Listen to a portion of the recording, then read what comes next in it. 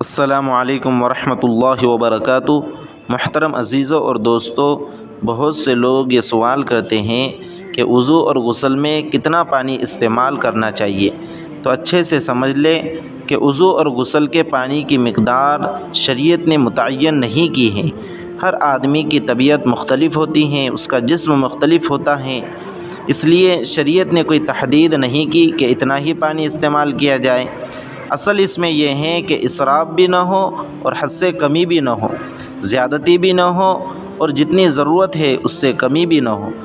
حدیث شریف میں آتا ہے کہ حضرت صلی اللہ علیہ وسلم 1 سا پانی سے 1.25 سا تک یعنی تقریباً 3.5 کلو پانی سے غسل کیا کرتے تھے، اور 1 مد یعنی 787 گرام 320 ملی گرام یعنی تقریباً 800 گرام پانی سے وضو فرماتے تھے۔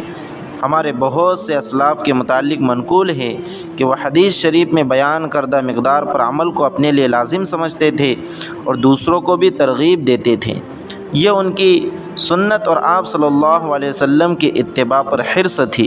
بہرحال شرعی اعتبار سے پانی کی کوئی مقدار متعین نہیں ہے، اپنی ضرورت اور اپنی طبیعت کے اعتبار سے پانی استعمال کر سکتے ہیں۔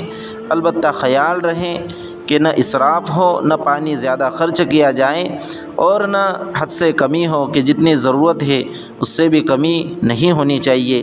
اللہ رب العزت سے دعا ہے کہ اللہ رب العزت ہم سب کو عمل کرنے کی توفیق عطا فرمائے۔